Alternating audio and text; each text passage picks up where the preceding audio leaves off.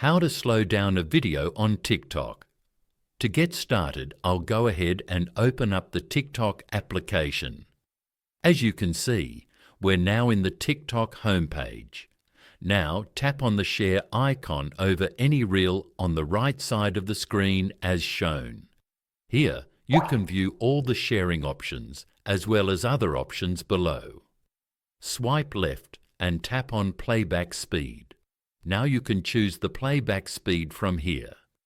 If you want to slow down the video, then select 0.5x. You have now successfully changed the playback speed to 0.5x. You can go back to the home page to view the reels at a slower speed.